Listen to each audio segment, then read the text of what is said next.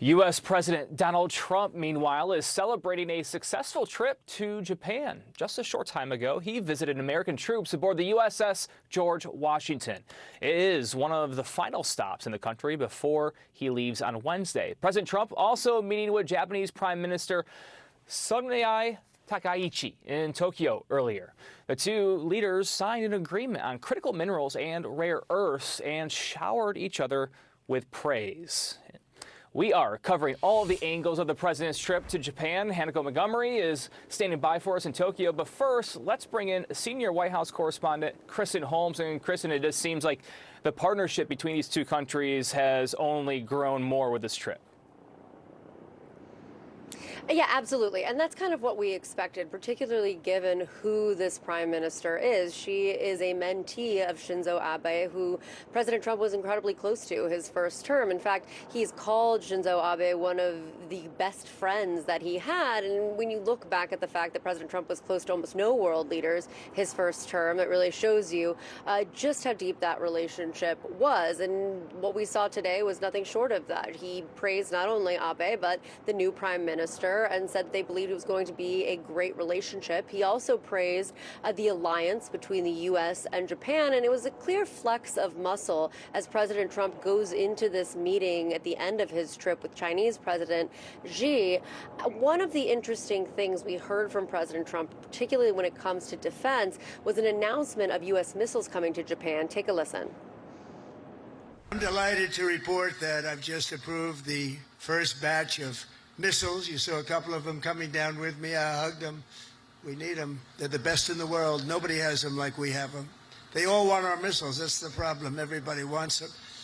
But it's the first batch of missiles to be delivered to the Japanese self-defense forces for Japan's F-35s.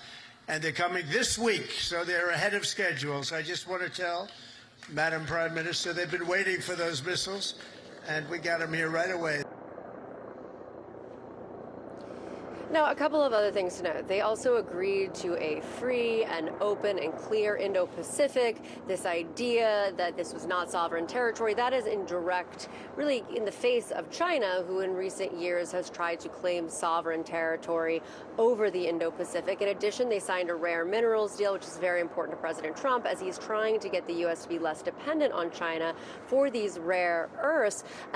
All of this to say, this has gone not unnoticed by us as we've been reporting on it, obviously, how close the two seemed, how strong the bond seemed, but also by China. We also just saw a statement from the foreign ministry spokesperson essentially urging Japan to maintain and respect the security concerns of their neighbors. So a direct response China having to what they're seeing as well, which of course is what President Trump wanted in this situation. All right, Kristen Holmes, along with the president's trip in Japan for us. Let's now go to Hanako Montgomery, also in Tokyo for us. So Kristen gave us kind of the breakdown of what this meeting means for the United States, but what about Japan, Hanako? Yeah, Brian, this meeting was really a test to see whether or not the two leaders had chemistry for the Japanese side. And it's clear, judging from the events that we saw unfold today, that they do. They have a very good personal relationship. We saw that on display during their first bilateral summit earlier on Tuesday, where they exchanged a lot of compliments, a lot of praise for one another. And we also saw that at the Yokosuka Navy base. And I do want to note here, Brian, that it was very interesting. Takaichi joined Trump on Marine One, on Trump's helicopter. Now, this is really rare for foreign leaders to actually do this. But again, just symbolically, it shows how close the two leaders have gotten in just a matter of hours. Now, at Yokosuka Navy base, both of them gave some remarks to troops, and Takaichi mentioned just how close the U.S. and Japan are hoping to be in the next few months and in the next few years. Give this a listen. Japan and the United States will advance together with our sails raised high across a free and open sea. And I am very confident that the sea route from Yokosuka will make our bond even stronger and stronger and bring our two nations on the path to a shining future.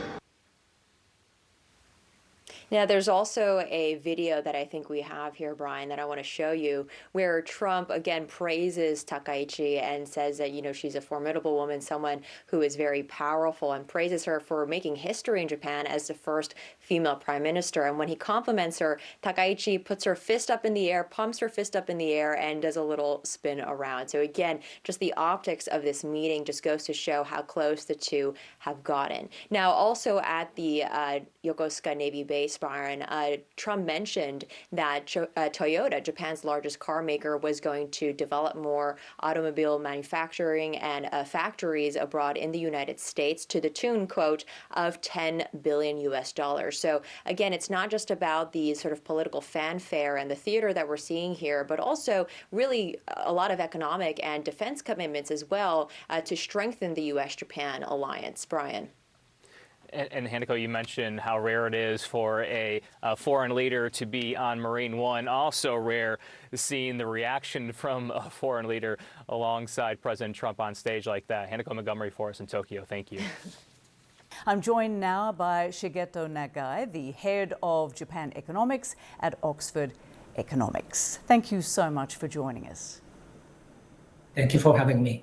So, Donald Trump just received a very warm and friendly welcome in Tokyo from Japan's newly elected Prime Minister, Sanae Takaichi, the first woman to hold that post. She declared this the start of a new golden age for the alliance, and they signed an agreement to secure the supply of critical minerals.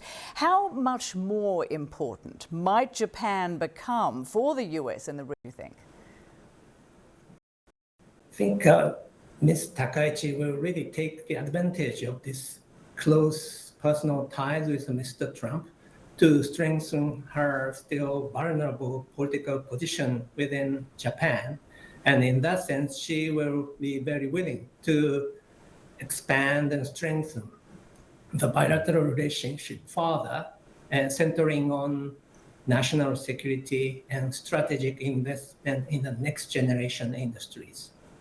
So on that very topic, how might this meeting with President Trump then help Prime Minister Takaichi when it comes to those vulnerabilities you mentioned with her own political base? I think she has successfully appealed that she is a real successor of the late Prime Minister Shinzo Abe, who had a close tie with Mr. Trump.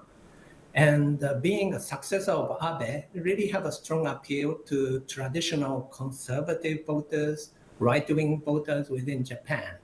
And also, she can use this Mr. Trump's strong ties and including some pressure from him as a leverage to pursue her proactive fiscal policies centered around strategic investment in national security and the key industries.